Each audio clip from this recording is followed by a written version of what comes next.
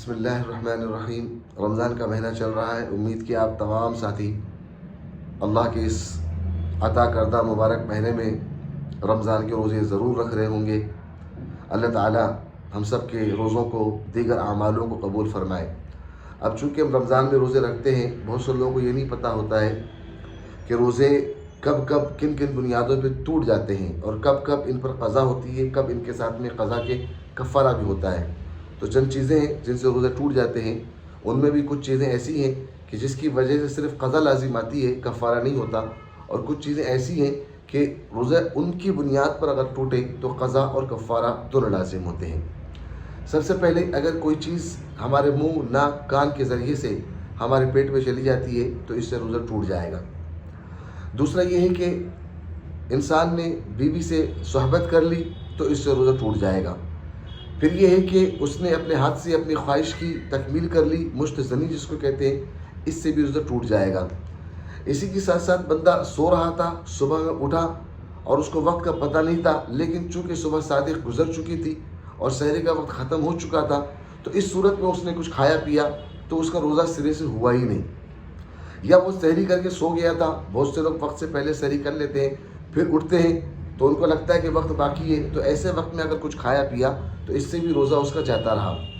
ایسے ہی اگر کوئی شخص روزے سے تھا لیکن اس کا ذہن کام نہیں کر رہا تھا کہ وہ روزے سے، یعنی وہ بھول گیا تھا، بھول سے اس نے کچھ کھا پی لیا، اب اس کو اچانک یاد آیا کہ میں روزے سے تھا، اس کے بعد بھی اس نے کھایا، ابھی تو اس نے بھول کر کھایا تھا، بھول کر پیا تھا، تو بھول کر کھانے اور پینے کی وجہ سے اس کا روزہ نہیں ٹوٹے گا، لیکن جب اس کو یاد آ گیا کہ میں وہ روزے سے ہے، اس کے باوجود اس نے آگے کھانا پینا شروع کر دیا، تو اس صورت میں پھر اس کا روزہ ٹوٹ جائے گا۔ ایسے کسی کو سردی ہے، سر بھاری ہو گیا ہے، وہ بھاپ لیتے ہیں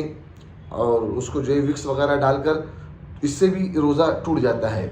تو اب یہ جو چیزیں ہیں روزہ ٹوٹنے کی، اس کے اندر دو چیزیں، ایک ہے بیوی کے ساتھ میں صحبت کرنا اور ایک ہے جان بوجھ کر کھانا پینا۔ تو ان دو اعمال سے روزہ ٹوٹتا تو ہے، مگر ساتھ ساتھ اس کے آپ کے قضا اور کفارہ دونوں ہوتے ہیں۔ قضا یہ ہے کہ روزے کی قضا ایک ہو گئی، اور کفارہ یہ ہے کہ اس کے ساتھ میں آپ کو 60 روزے رکھنے ہیں، اور وہ بھی روزے لگاتار آپ کو رکھنے، کنٹینیو آپ کو رکھنے ہیں۔ اگر بیچ میں گیپ ہو گیا تو آپ کو پھر سے شروع کرنا ہوگا۔ لیکن عورت کے ساتھ میں معاملہ یہ ہے کہ وہ لگاتار روزے رکھے گی، ماہواری اگر آ جاتی ہے تو یہ قدرت کی طرف سے یہاں پر یہ مجبور ہے، تو اس صورت میں اس کے لیے ماہواری کے بعد میں پھر وہیں سے شروع کرے جہاں سے اس کے روزے باقی رہ گئے تھے۔ لیکن مرد کے لیے یہ ہے کہ اگر اس نے ایسا معاملہ کیا ہے، یعنی جان بوجھ کر کھا پی لیا یا بیوی کے ساتھ میں صحبت کی ہے، تو اس کو لگاتار روزے رکھنے ہیں۔